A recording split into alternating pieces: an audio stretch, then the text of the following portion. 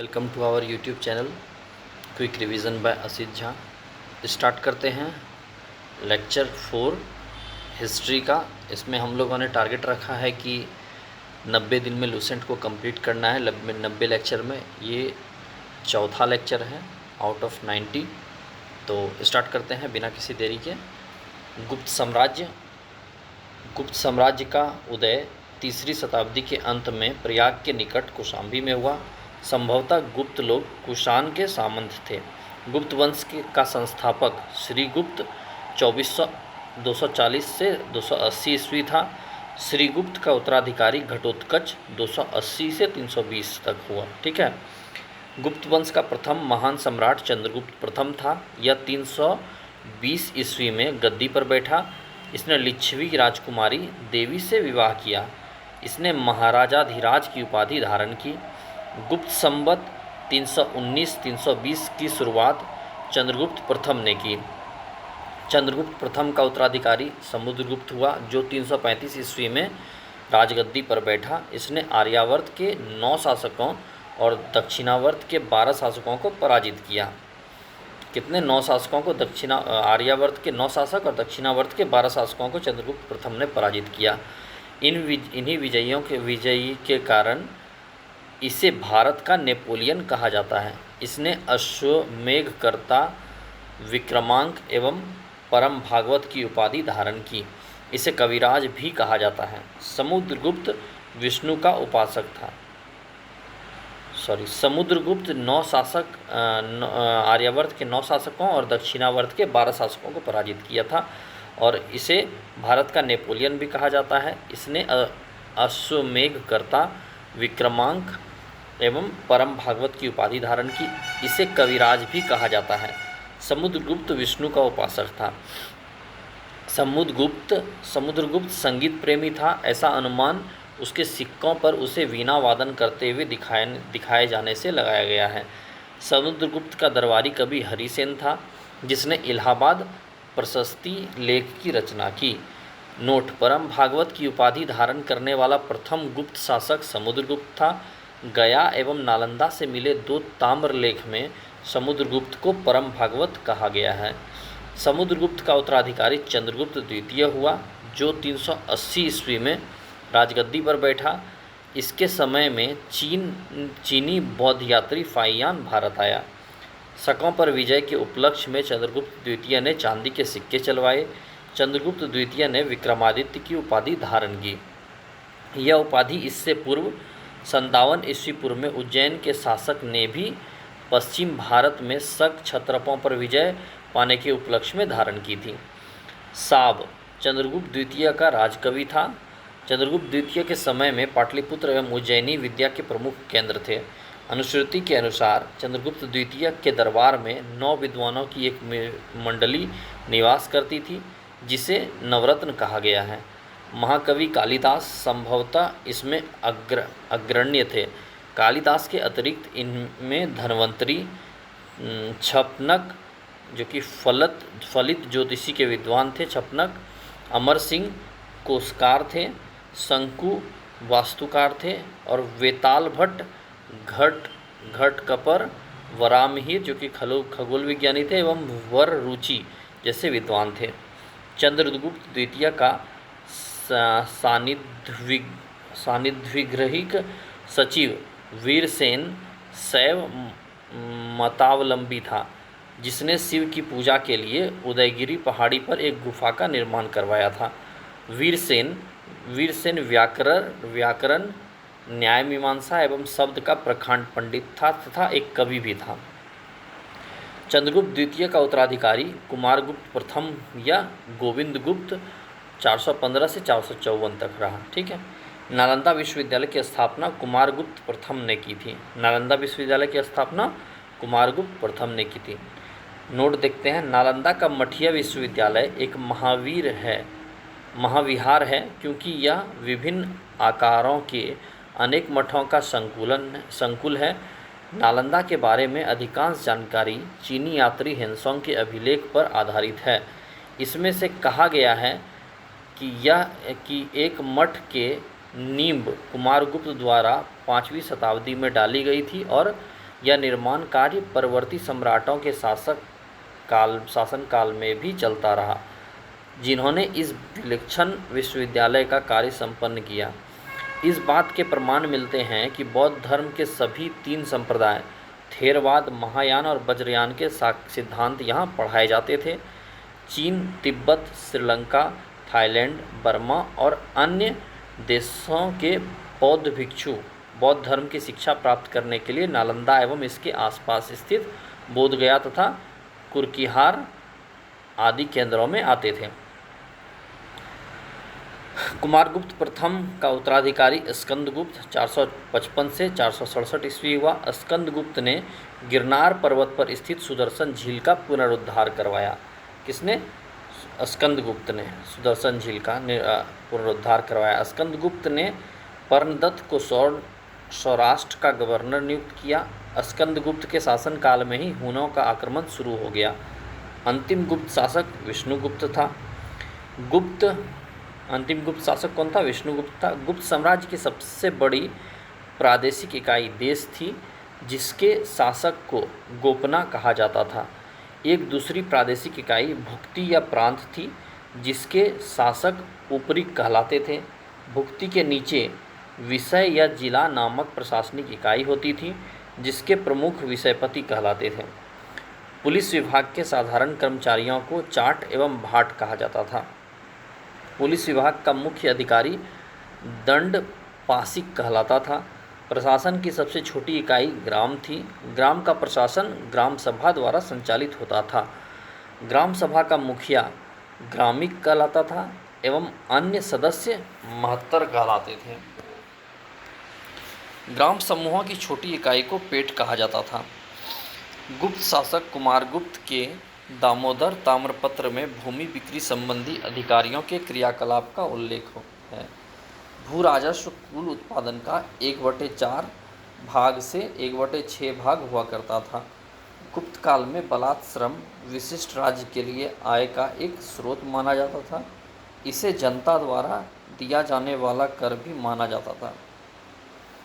आर्थिक उपयोगिता के आधार पर निम्न प्रकार की भूमि थी: क्षेत्र कृषि करने योग्य भूमि, वास्तु वास करने योग्य भूमि, चारागाह भूमि, पशुओं के चारा योग्य भूमि, सील ऐसी भूमि जो जोतने योग्य नहीं होती थी, अपरहत ऐसी भूमि जो जंगली होती थी। सिंचाई के लिए रहट या घंटी यंत्र का प्रयोग होता था। सिंचाई के लिए रहट या घंटी यंत्र का प्रयोग होता था। श्रेणी के प्रधान को ज्येष्ठक कहा जाता था। गुप्त काल में उज्जैन सर्वाधिक महत्वपूर्ण व्यापारिक केंद्र था। गुप्त राजाओं ने सर्वाधिक स्वर्ण मुद्राएं जारी की। इनकी स्वर्ण मुद्राओं का अभिलेखों में दिनार कहा गया है। गुजरात के बाद गुप्त राजाओं ने बड़ी संख्या में चांदी के सिक्के जारी किए, जो केवल स्थानीय लेन देन में चलते थे। गुप्तकालीन प्रसिद्ध मंदिर: विष्णु मंदिर, तिगवा, जबलपुर, मध्य प्रदेश। शिव मंदिर, भुमरा, नगौदा, मध्य प्रदेश। पार्वती मंदिर, नैना कुठार, मध्य प्रदेश। दशावतार मंदिर, ईंटों द्वारा निर्मित, देवगढ़, ललितपुर, उत्तर प्रदेश। शिव मंदिर, खोह, नागौद, मध्य प्रदेश। लक्ष्मण मंदिर, ईंटों द्वारा निर्मित है, भीतरगांव, कानपुर, उत्तर प्रदेश। कायस्थों का सर्वप्रथम वर्णन याज्ञवल्क्य की स्मृति में मिलता है। जाति के रूप में कायस्थों का सर्वप्रथम वर्णन ओशनम स्मृति में मिलता है। विंध्य जंगल में शबर जाति के लोग अपने देवताओं को मनुष्य का मांस चढ़ाते थे। कौन? शबर जाति के लोग। पहली बार किसी के सती होने का प्रमाण 510 ईस्वी के भानुगुप्त के एरन अभिलेख से मिलता है। पहली बार सती होने का प्रमाण 510 ईस्वी के भानुगुप्त के एरन अभिलेख से मिलता है, जिसमें किसी भोजराज की मृत्यु पर उसकी पत्नी के सती होने का उल्लेख है। गुप्त काल में वेश्यावृत्ति करने वाली महिलाओं को गणिका कहा जाता था। वृद्ध वेश्याओं को कुटनी कहा जाता था। गुप्त सम्राट वैष्णव धर्म के अनुयायी थे तथा उन्होंने इसे राजधर्म बनाया था। विष्णु का वाहन गरुड़ गुप्तों का राजचिन्ह था। गुप्त काल में वैष्णव धर्म संबंधी सबसे महत्वपूर्ण अवशेष देवगढ़ देवगढ़ जिला ललितपुर का दशावतार मंदिर है। यह बेतवा नदी के किनारे या बेतवा नदी के तट पर स्थित है।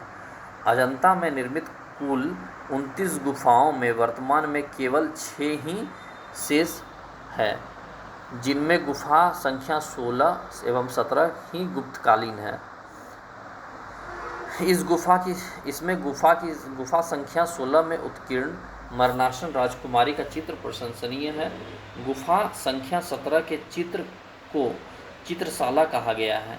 इस चित्रशाला में बुद्ध के जन्म, जीवन, महाभिनिष्क्रमण एवं महापरिनिर्वाण की घटनाओं से संबंधित चित्र उद्धृत किए गए हैं। अजंता की गुफाएं बौद्ध धर्म की महायान शाखा से संबंधित है। गुप्त काल में निर्मित अन्य गुफा बाघ की गुफा, जो बाघ जिला धार मध्य प्रदेश नामक स्थान पर विंध्य पर्वत को काटकर बनाई गई है। गुप्तकालीन में निर्मित अन्य गुफा बाघ की गुफा है, जो बाघ जिला धार मध्य प्रदेश नामक स्थान पर विंध्याचल पर्वत को काटकर बनाई गई थी। गुप्त काल में विष्णु शर्मा द्वारा लिखित पंचतंत्र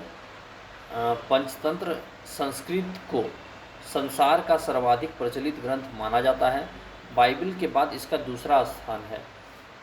इसे 5 भागों में बांटा गया है: मित्रभेद, मित्रलाभ, संधि विग्रह, लब्ध प्रनाश और अपरीक्षाकारित्व।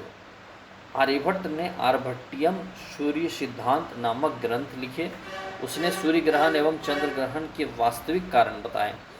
आर्यभट्ट पहला भारतीय नक्षत्र वैज्ञानिक थे जिसने घोषणा की कि पृथ्वी अपनी धुरी पर घूमती है। वराहमिहिर ने बृहद संहिता, पंच सिद्धांत, वृज्जाक और लघु जातक की रचना की। बृहद संहिता में नक्षत्र विद्या, वनस्पति शास्त्र, प्राकृतिक इतिहास और भौतिक भूगोल की विषय में चर्चा की गई है। ब्रह्मगुप्त इस युग के महान नक्षत्र वैज्ञानिक एवं गणितज्ञ थे। उसने यह घोषणा करके न्यूटन के सिद्धांत की पूर्व कल्पना कर ली। प्रकृति के एक नियम के अनुसार सभी वस्तुएं पृथ्वी पर गिरती है, क्योंकि पृथ्वी स्वभाव से ही सभी वस्तुओं को अपनी ओर आकर्षित करती है। संग्राहिणी सूत्र एक ब्रह्मांड संबंधी ग्रंथ है जिसकी रचना 12वीं शताब्दी में की गई थी, जिसमें ब्रह्मांड की रचना और अंतरिक्ष के बारे में अवधारणाएं शामिल हैं। गुप्त काल में पलकानव ने पशु चिकित्सा पर हास्यार्वेद लिखा। नवनीतकम की रचना गुप्त काल में की गई है। इस पुस्तक में नुस्खे, सूत्र और उपचार विधियां दी गई है। पुराणों की वर्तमान रूप में रचना गुप्त काल में हुई। इसमें ऐतिहासिक परंपराओं का उल्लेख है। संस्कृत गुप्त राजाओं का शासकीय भाषा थी। संस्कृत जो है गुप्त राजाओं की शासकीय भाषा थी। गुप्त काल में चांदी का सिक्का को रुपया कहा जाता था। याज्ञवल्क्य, नारद, कात्यायन एवं बृहस्पति स्मृतियों की रचना गुप्त काल में हुई थी। मंदिर बनाने की कला को जन्म गुप्त काल में ही हुआ। त्रिमूर्ति की अवधारणा का विकास गुप्त काल में ही हुआ। गुप्त वंश के शासकों ने मंदिरों एवं ब्राह्मणों को सबसे अधिक ग्राम अनुदान में दिया। गुप्त काल लौकिक साहित्य की सर्जना के लिए स्मरणीय है। भास के 13 नाटक इसी काल के हैं। शूद्रक का लिखा नाटक मृक्षकटिकम या माटी के खिलौने गाड़ी, जिसमें निर्धन ब्राह्मण के साथ वेश्या का प्रेम वर्णित है, प्राचीन नाटकों में सर्वोत्कृष्ट माना जाता है। शूद्रक का लिखा नाटक मृक्षकटिकम, जिसमें क्या है, मृक्षकटिकम या माटी की खिलौने गाड़ी, जिसमें निर्धन ब्राह्मण के साथ वेश्या का प्रेम वर्णित है, प्राचीन नाटक में सर्वोत्कृष्ट माना जाता है। देवी चंद्रगुप्तम द्विसागदत्त की संस्कृत नाटक है। यह गुप्त राजा रामगुप्त की कहानी है और जो अपनी रानी ध्रुव देवी को एक शक आक्रमणकारी को सौंपने का फैसला करता है, लेकिन उसका छोटा भाई चंद्रगुप्त रानी के भेष में दुश्मन के शिविर में प्रवेश करता है और दुश्मन को मार डालता है। कालिदास की कृति अभिज्ञान शकुंतलम राजा दुष्यंत एवं शकुंतला की प्रेम कथा द्वितीय भारतीय रचना है जिसका अनुवाद यूरोपीय भाषा में हुआ। ऐसी प्रथम रचना भागवत गीता सांस्कृतिक उपलब्धियों के कारण गुप्त काल को भारतीय इतिहास का स्वर्ण युग कहा जाता है। नगरों का क्रमिक पतन गुप्त काल की महत्वपूर्ण विशेषता थी। नगरों का क्रमिक पतन गुप्त काल की महत्वपूर्ण विशेषता थी। वाकटक राजवंश देखते हैं। वाकटक राजवंश की स्थापना 255 ईस्वी के लगभग विंध्य शक्ति नामक व्यक्ति ने की थी। वाकटक कौन? विंध्य शक्ति। संस्थापक वाकटक का विंध्य शक्ति है। ठीक है। इसके पूर्वज सातवाहन के अधीन बरार यानी विदर्भ में स्थानीय शासक थे। विंध्य शक्ति के पश्चात उसका पुत्र प्रवरसेन प्रथम 275 से 335 ईस्वी शासक हुआ। वाकटक वंश का वह अकेला ऐसा शासक था जिसने सम्राट की उपाधि धारण की। कौन? प्रवरसेन अकेला ऐसा शासक था जिसने सम्राट की उपाधि धारण की। पुराणों से पता चलता है कि इसने 4 अश्वमेध यज्ञ किया था। प्रवरसेन के पश्चात वाकटक साम्राज्य 2 शाखाओं में विभक्त हो गया, प्रधान शाखा तथा बासीय यानी वरसगुल्म शाखा। दोनों शाखाओं ने समांतर रूप से शासन किया। प्रधान शाखा के प्रमुख राजा रुद्रसेन प्रथम थे जो कि 335 से 360। प्रभावती गुप्ता का संरक्षण काल 390 से 410। प्रवरसेन द्वितीय 410 से 440। नरेंद्र सेन 440 से 460। पृथ्वीसेन द्वितीय 460 से 480। गुप्त शासक चंद्रगुप्त द्वितीय ने अपनी पुत्री प्रभावती गुप्ता का विवाह वाकटक नरेश रुद्रसेन द्वितीय से किया। वाकटकों का राज्य गुप्त एवं शक राज्यों के बीच था। राज्यों पर विजय प्राप्त करने के लिए चंद्रगुप्त द्वितीय ने इस संबंध को स्थापित किया था। विवाह के कुछ समय बाद रुद्रसेन द्वितीय की मृत्यु हो गई। चूँकि उसके दोनों पुत्र दिवाकर सेन और दामोदर सेन अवयस्क थे, अतः प्रभावती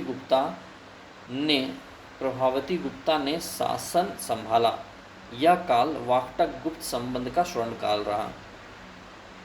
प्रभावती गुप्ता के संरक्षण काल के बाद उसका कनिष्ठ पुत्र दामोदर सेन प्रवरसेन द्वितीय के नाम से गद्दी पर बैठा।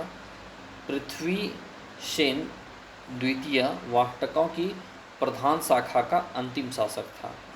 उसके बाद उसका राज्य बसीम शाखा के हरिसेन के हाथों में चला गया। बसीम शाखा के वाकटक वंश की इस शाखा की स्थापना 330 ईस्वी में सम्राट प्रवरसेन के छोटे पुत्र सर्वसेन ने की थी।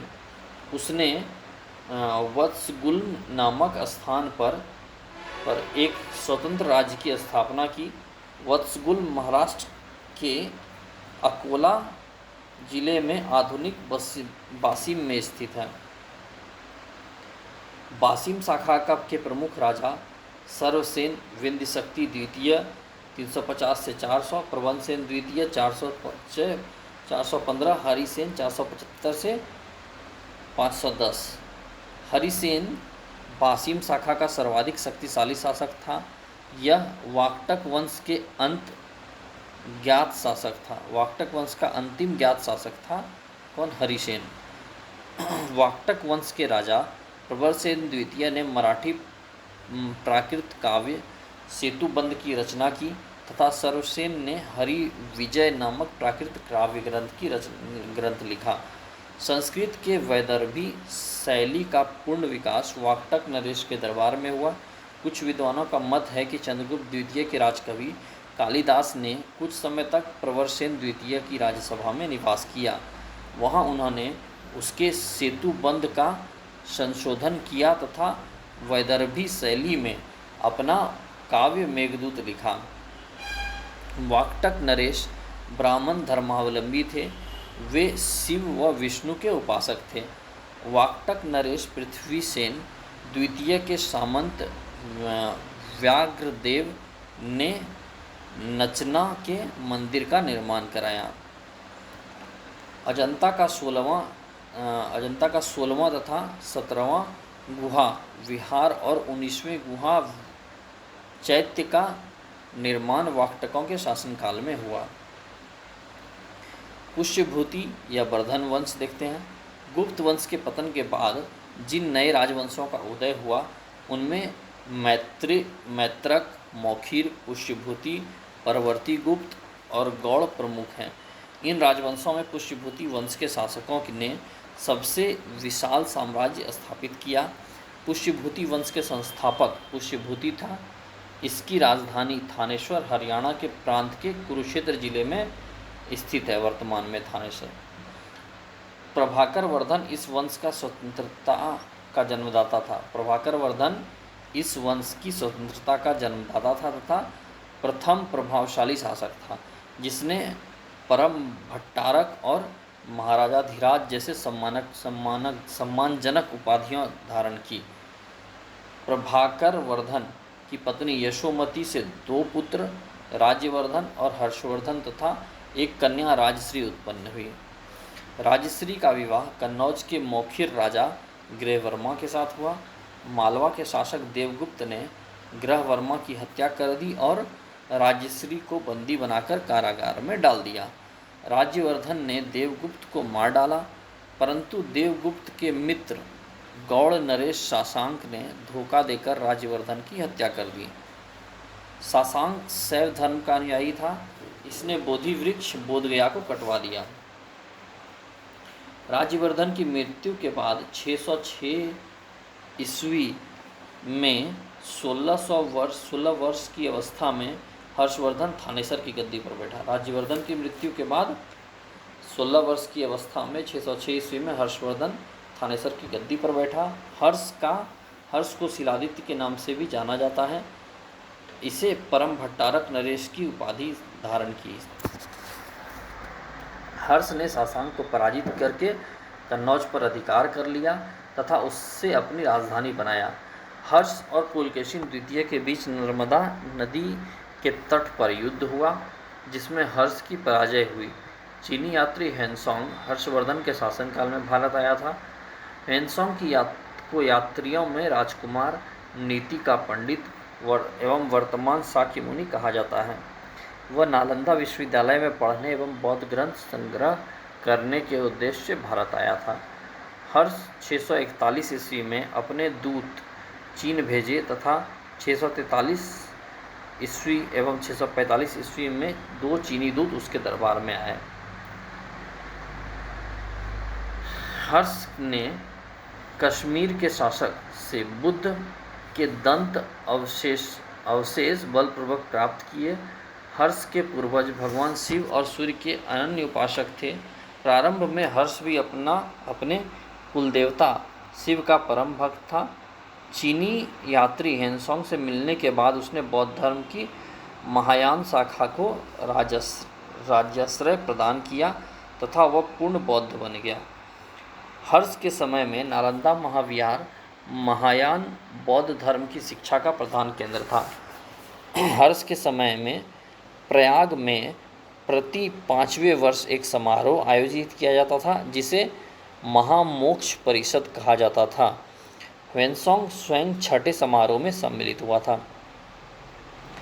बाणभट्ट हर्ष के दरबारी कवि थे। उन्होंने हर्षचरित एवं कादंबरी की रचना की। बाणभट्ट के गुरु भरचू थे। प्रियदर्शिका, रत्नावली तथा नागानंद नामक 3 संस्कृत नाटक ग्रंथों की रचना हर्ष ने की थी।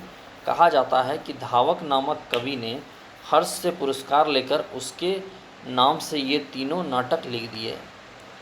कहा जाता है कि धावक नामक कवि ने हर्ष से पुरस्कार लेकर उसके नाम से ये तीनों नाटक लिख दिए। हर्ष को भारत का अंतिम हिंदू सम्राट कहा गया है, लेकिन वह न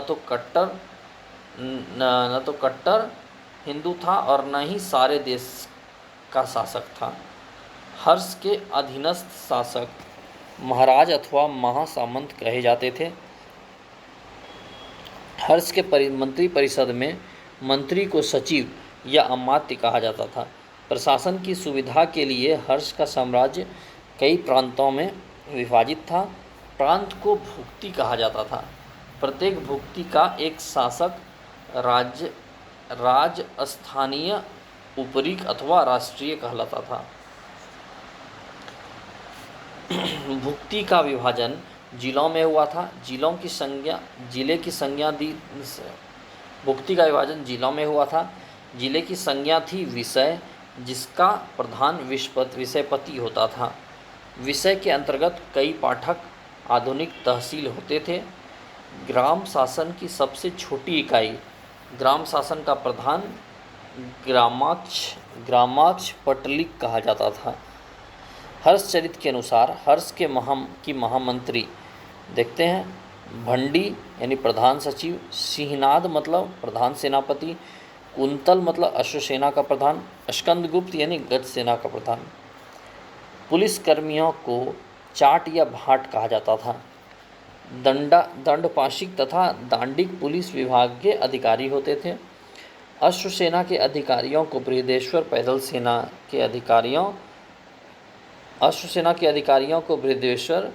पैदल सेना के अधिकारियों को बलाधिकृत तथा महाबलाधिकृत कहा जाता था। हर्षचरित में सिंचाई के साधन के रूप में तुला यंत्र यानी जल पंप का उल्लेख मिलता है। हर्ष के समय मथुरा सूती वस्त्रों के निर्माण के लिए प्रसिद्ध था। हर्षचरित में प्रांतीय शासक के लिए लोकपाल शब्द आया है। दक्षिण भारत का प्रमुख राजवंश पल्लव वंश का संस्थापक सिंह विष्णु 575 से 600 ईस्वी था। इसकी राजधानी कांची तमिलनाडु में कांचीपुरम में थी। यह वैष्णव धर्म का अनुयायी था। सिंह विष्णु ने अवनी सिंह की उपाधि धारण की। सिंह विष्णु ने मामल्लपुरम में आदि वराह मंदिर का निर्माण करवाया। किरातार्जुनीयम के लेखक भारवी सिंह विष्णु के दरबार में रहते थे। भारवी जो थे किरातार्जुनीयम के लेखक भारवी थे और जो सिंह विष्णु के दरबार में रहते थे। पल्लव वंश के प्रमुख शासक हुए क्रमशः महेंद्रवर्मन प्रथम, नरसिंहवर्मन प्रथम, महेंद्रवर्मन द्वितीय, परमेश्वरवर्मन प्रथम, नरसिंहवर्मन द्वितीय, नंदीवर्मन द्वितीय इत्यादि। मत विलास प्रहसन की रचना महेंद्रवर्मन ने की थी। महेंद्रवर्मन शुरू में जैन मतावलंबी था, परंतु बाद में तमिल संत अपर के प्रभाव में आकर शैव बन गया। महेंद्रवर्मन जैन मतावलंबी था, लेकिन बाद में अपार के प्रभाव में आकर शैव बन गया। महाबलीपुरम के एकाश्म मंदिर, जिन्हें रथ कहा जाता है, का निर्माण पल्लव राजा नरसिंहवर्मन प्रथम के द्वारा कराया गया था। रथ मंदिरों की संख्या 7 है। रथ मंदिरों में सबसे छोटा द्रौपदी रथ है, जिसमें किसी प्रकार का अलंकरण नहीं मिलता है। वातापी कोंड व महामल्ल की उपाधि नरसिंहवर्मन ने धारण की। इसके शासन काल में चीनी यात्री हुएनत्सांग काची आया था। परमेश्वरवर्मन प्रथम शैव मतानुयायी था। उसने लोकादित्य, एकमल्ल, रणंजय, अत्यंतकाम, उग्रदंड, गुणभाजन आदि की उपाधियां ग्रहण की थी। इसने मामल्लपुरम में गणेश मंदिर का निर्माण करवाया था। परमेश्वरवर्मन प्रथम विद्या प्रेमी भी था और उसने विद्या विनीत की उपाधि भी ली थी। अरबों के आक्रमण के समय पल्लवों का शासक नरसिंहवर्मन द्वितीय था। उसने राजाओं में सिंह, आगम प्रिय, शास्त्रों का प्रेमी और शंकर भक्त, शिव का उपासक की उपाधियां धारण की। उसने कांची में कैलाशनाथ मंदिर का निर्माण करवाया, जिसे राजसिद्धेश्वरी मंदिर भी कहा जाता है। इसी मंदिर के निर्माण से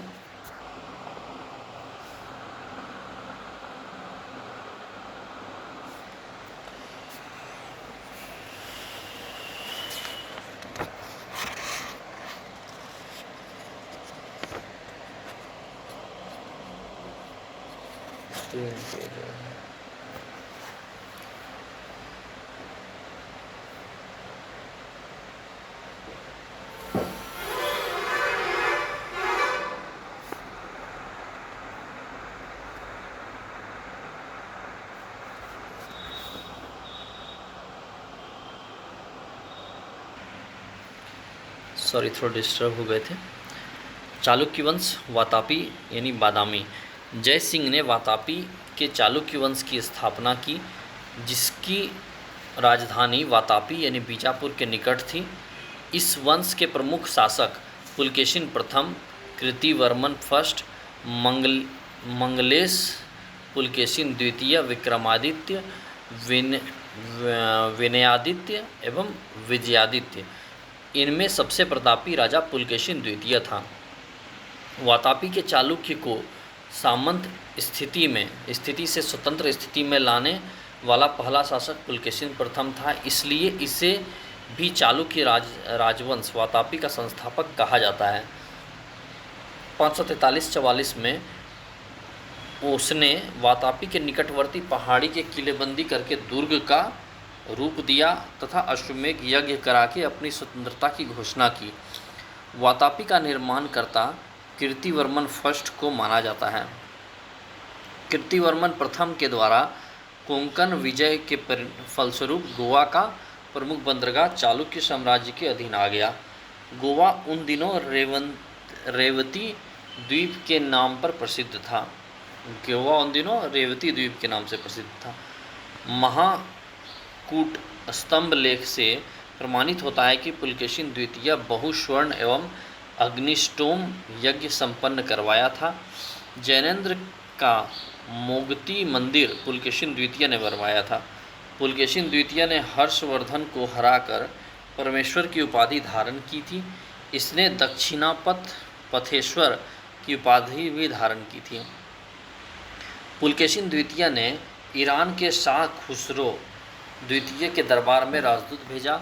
बाद में संभवतः शाह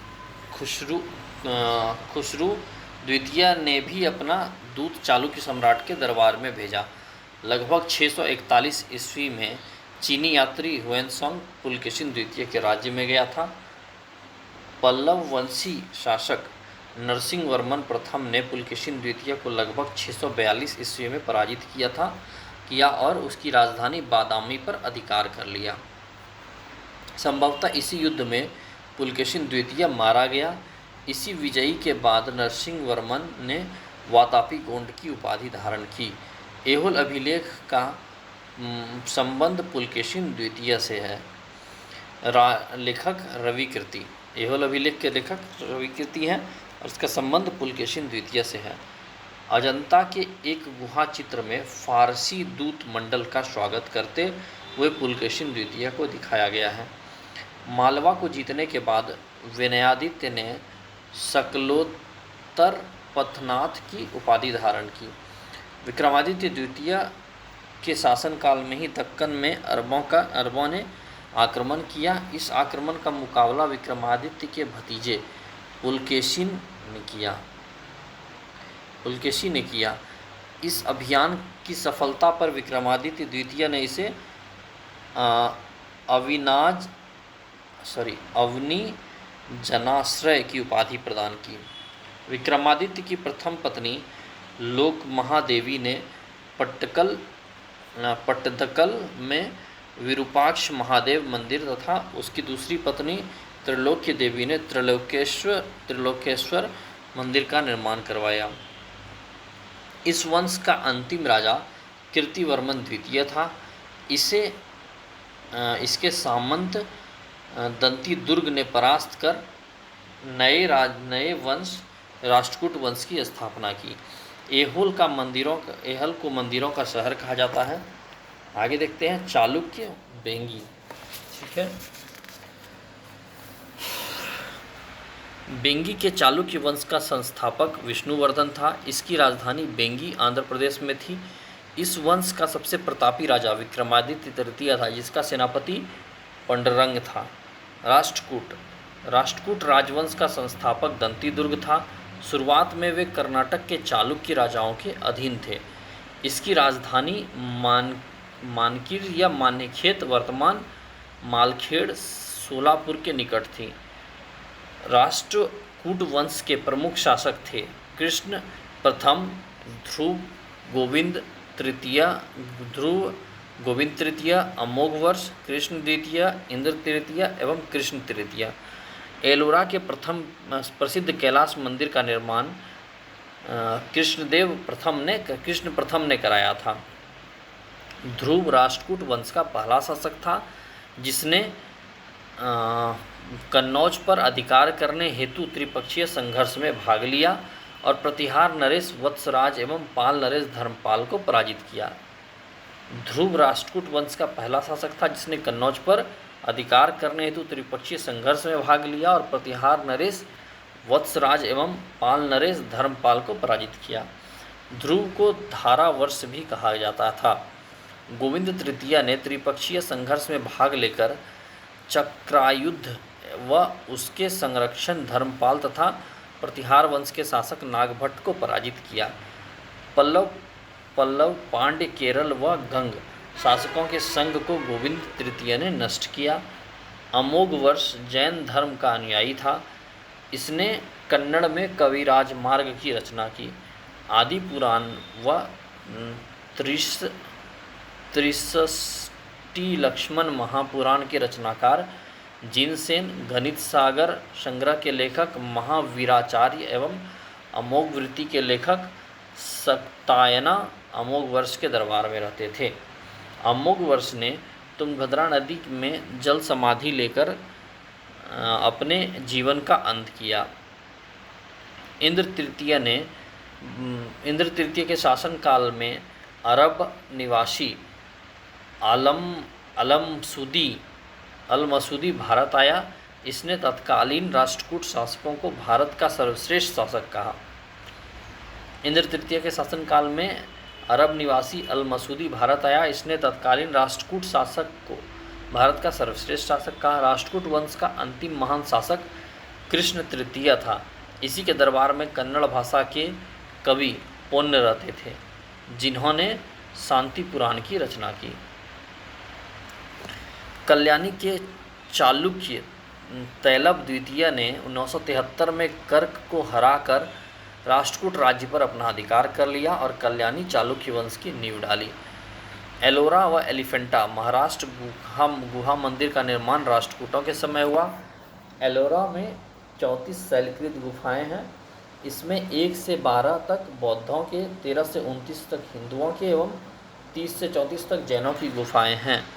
बौद्ध गुफाओं में सबसे प्रसिद्ध विश्वकर्मा गुफा संख्या 10, ठीक है, गुफा संख्या 10 है। इसमें एक चैत्य है, वहाँ पर 2 मंजिली और 3 मंजिली गुफाएं भी है जिन्हें 2 थल या 3 थल नाम दिया गया। एलोरा की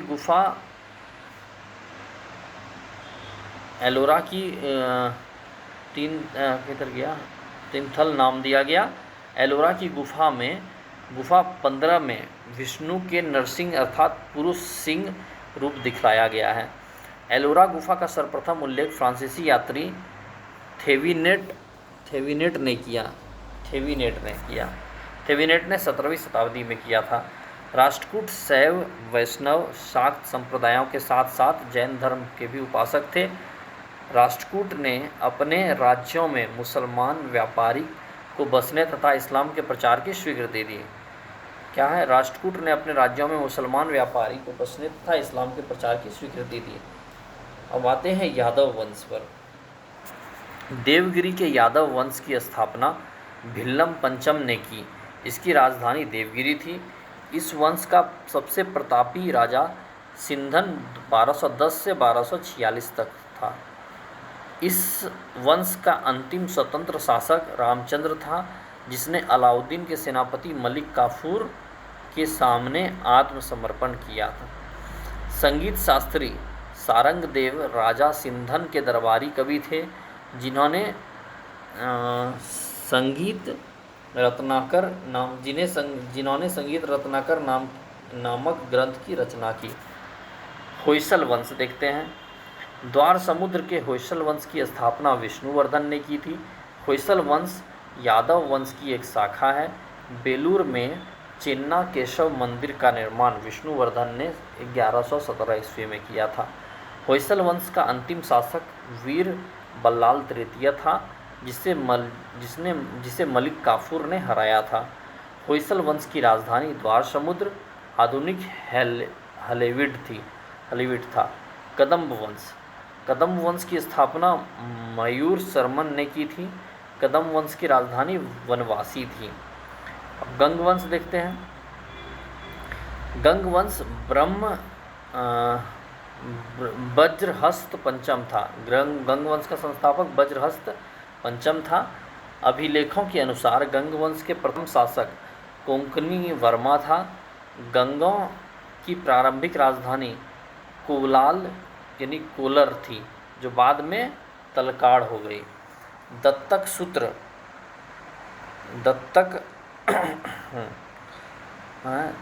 सूत्र पर टीका लिखने वाला गंग शासक माधव प्रथम था। काकतीय वंश देखते हैं।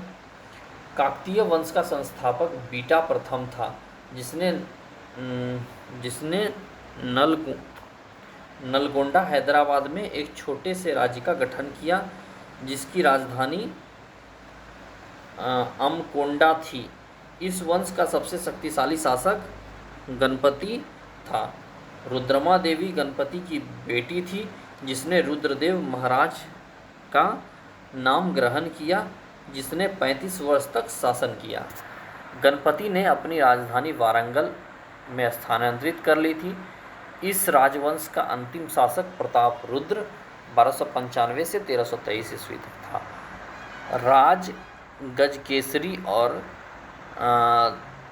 दयागज केसरी काकतीय वंश की उपाधियां हैं।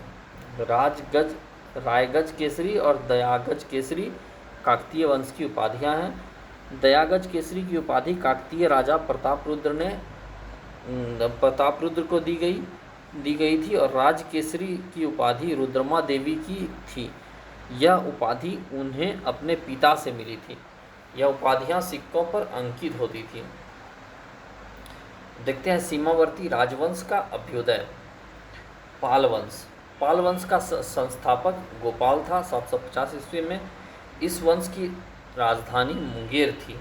पाल शासक बौद्ध धर्म के अनुयायी थे। गोपाल ने ओदंतपुरी विश्वविद्यालय की स्थापना की थी। पाल वंश का सबसे महान शासक धर्मपाल था, जिसने विक्रमशिला विश्वविद्यालय की स्थापना की। कन्नौज के लिए त्रिपक्षीय संघर्ष पाल वंश, गुज्जर प्रतिहार वंश एवं राष्ट्रकूट वंश के बीच हुआ। इसमें पाल वंश की ओर से सर्वप्रथम धर्मपाल शामिल हुआ था। 11वीं सदी के गुजराती कवि सोढ़ल ने धर्मपाल को उत्तरापथ का स्वामी बताया है। स्वामी की उपाधि से संबोधित किया है।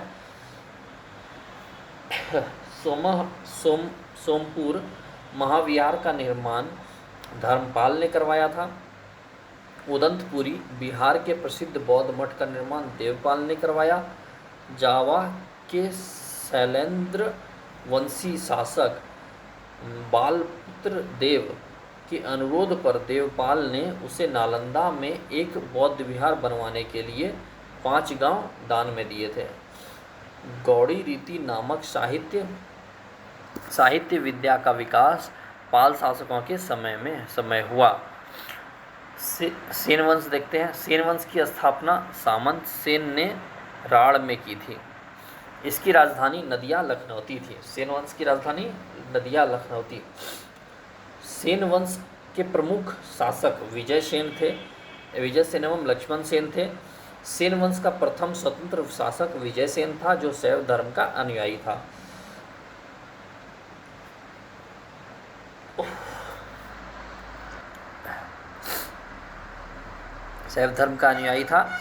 दान सागर एवं अद्भुत सागर नामक ग्रंथ की रचना सेन शासक बल्लाल सेन ने की थी। अद्भुत सागर को लक्ष्मण सेन ने पूर्ण रूप दिया। लक्ष्मण सेन की राज्यसभा में गीत गोविंद के लेखक जयदेव, पवनदूत के लेखक धोई एवं ब्राह्मण सर्वस्व के लेखक हलायुद्ध रहते थे।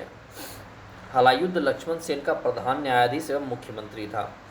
विजय सेन ने देवपाड़ा में प्रद्युम्नेश्वर मंदिर, शिव की विशाल प्रतिमा की स्थापना की। सेन राजवंश प्रथम राजवंश था जिसने अपना अभिलेख सर्वप्रथम हिंदी में उत्कीर्ण कराया। लक्ष्मण सेन बंगाल का अंतिम हिंदू शासक था। कश्मीर के राजवंश देखते हैं।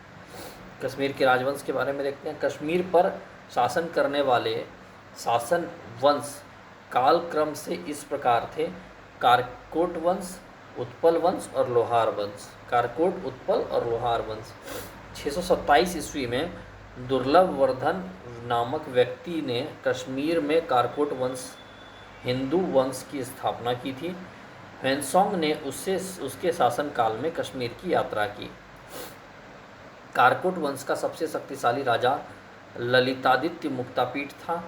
कश्मीर का मार्तंड मंदिर का निर्माण ललितादित्य मुक्तापीठ के द्वारा करवाया गया था।